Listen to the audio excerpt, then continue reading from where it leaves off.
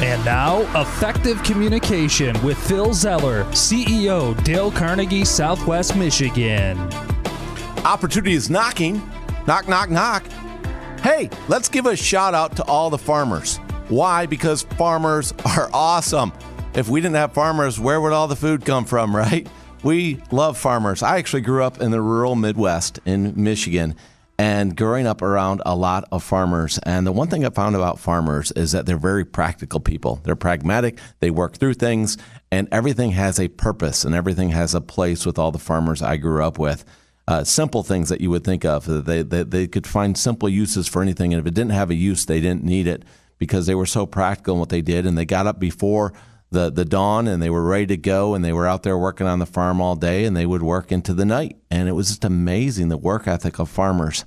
And it was interesting once a farmer was asked, what is fair? You think about sometimes the crops come in, sometimes the crops don't come in. Sometimes there's droughts, sometimes it's a really wet season, sometimes there's frost, and a lot of things can happen to a farmer, and they're very dependent on the weather and Mother Nature. And they asked the farmer, what is fair? What is fair? And the farmer said, fair is where I take my pig to be judged. And I love it because a farmer is so practical. I mean, that's where they take their pig to be judged. Fair. And then let's jump over the other side of the fence. Let's go to the urban population. Let's go to where all the politicians live, right? In all the big cities. And let's go. And I spend a lot of time in cities too. And it's interesting because a lot of times whenever you hear a politician say what's fair, you got to think about what did the farmer say. And recently I was sent a message by one of my family members talking about some politicians speaking about what's fair and what's not fair. And he was alluding to Social Security and whether he wanted people to pay their fair share or not, and was explaining to me that people got to pay their fair share. And so what I decided to do is share with him, let's dialogue about this. Let's talk about this. Let's look at the evidence and what is fair. Let's go back to FDR's New Deal, and let's talk about 1939 when in the United States of America we started with Social Security, right, in the New Deal.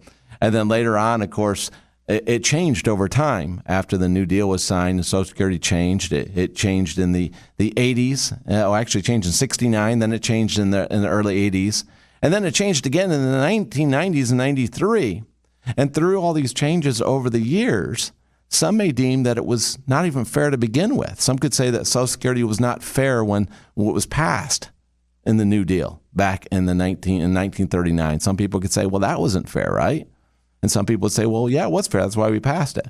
Then some people could say that, of course, in the late 60s, and they would argue that the deal was not fair because it was a unified federal budget that it was part of. Then it became off budget, and then it went back on budget, and it was moving on and off budget there, and it was being moved around with accounting practices. And some people would say, well, that's not fair. If you understand accounting and look at where they're putting that money in Social Security, well, that's not fair. And then lastly, they started taxing Social Security in the 1980s at 50%. And then in the 90s, they started taxing Social Security up to 80%. So some people would say, well, that's not fair to tax Social Security. So what I shared with this family member is fair is one's perception. And we've got to understand that on any situation, it's based on where that person's sitting right now or what they think is fair. It's not universal. There's not universal fairness. It's something we can strive to find equality and be open to that and understand that, as the farmer said, fair is where you take your pig to be judged. So rather than saying what's fair and what's not fair, let's challenge people that seek understanding of someone else's opinion. That's a better place to start, especially in communication, as we're trying to be more diplomatic and work with people. Rather than telling people what's fair and what's not fair and placing our judgment on other people, why don't we take the time to understand where they're coming from, what they're going through, and how they see it to understand their point of view. And if we do that in every situation, we're going to find out that what's fair to one is their perception of their reality. As I said before, fair is in the eye of the beholder. Our challenge, your challenge, my challenge is not to tell people what's fair. It's to understand where people are coming from, to understand the challenges that they're faced with, and to come up with a way that we can work with them together to create win-win outcomes. And to have these successful outcomes, we must seek understanding. And when we seek understanding with other people and go out and seek the truth and seek the wisdom, we will grow as an individual as well. Now go make it happen.